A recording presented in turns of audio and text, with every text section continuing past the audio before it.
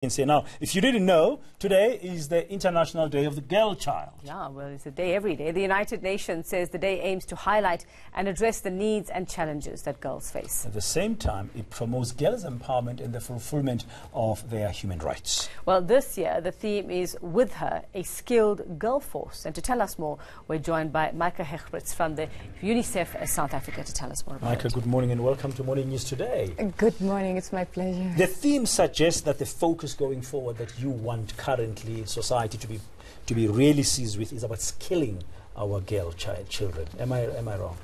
It's all that's about correct. skills. That's correct. Yeah. So this morning I come to speak to you about 4 areas. One, we have to start with eliminating violence against girls, so that it is important girls can live without fear and free up their brain space to acquire the right knowledge, the right skills, and to be able to thrive. So the second one is really education. Girls are enrolled in school, primary and secondary, but at times they drop out in secondary due to the adversities girls might face by teenage pregnancies or any kind of HIV infection, STIs and so on and so on. So it is extremely important that we accompany the girls through this transition from 15 to 24-year-olds, because in South Africa the unemployment rate is highest in that space, and it's especially affecting girls. So it's important to empower the girls with knowledge, with skills, and coach them through tertiary education. Then with empowerment it's important that they have opportunity to get internships, apprenticeships, the moment they want to start their own businesses, that they have access to finance. Mayke, I mean, it's wonderful work, and of course it is the ideal that this would happen, that we would get to do all of those things. But around the world, we're dealing with largely patriarchal societies where girls, and especially girl children, are the targets of many archaic practices. I mean, we're seeing it in India, we're seeing it here in South Africa, we're seeing it throughout Africa as well. How do you get past those cultural barriers? Because those are the girls that you need to reach. Those are the in far-flung areas who are still the victims of practices where they are made to be someone's wife, they are made to be someone's sexual partner.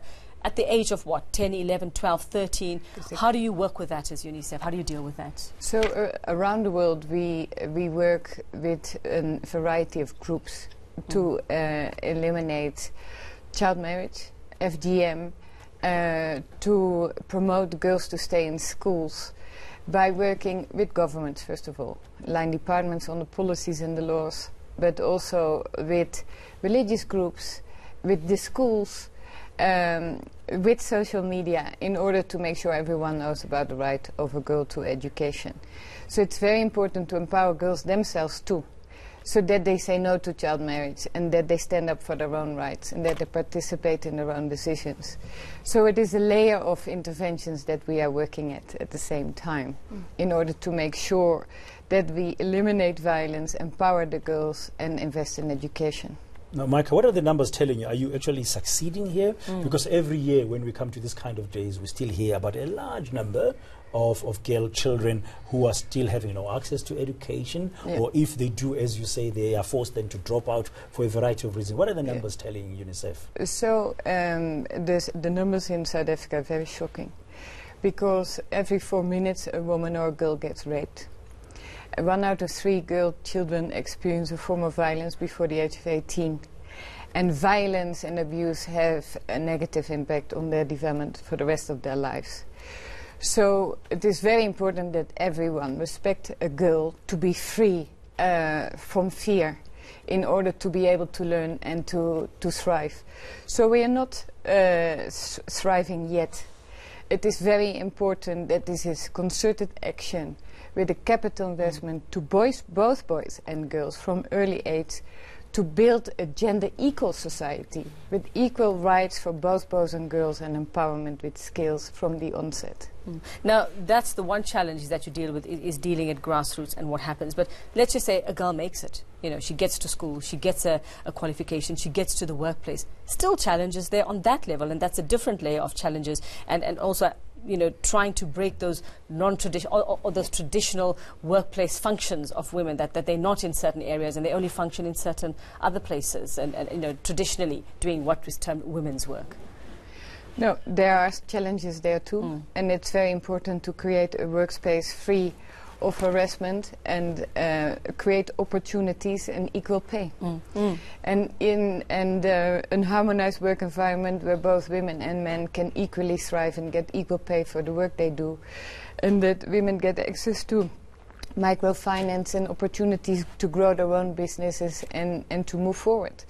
And it is true that there are patriarchal systems that at times are hampering an equal opportunity for women in the workforce. And this has to be addressed by every employer to create a work-free environment from harassment and create opportunities equally for all.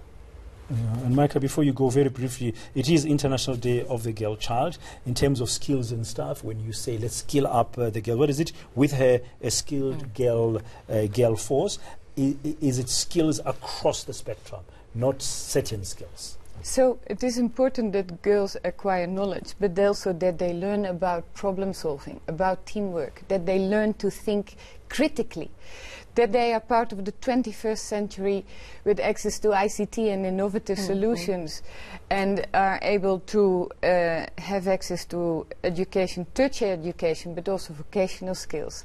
And that there is a bridge made by coaching them through internships and apprenticeships to the workforce, so that they don't start working without the proper education and skills. And that's what we see in South Africa a lot, that a lot of girls after secondary start working, but we need an educated workforce in order to move to higher ambitions. Yeah, no, thank you very much. That's Mayke Huijbregts from UNICEF South Africa. Right.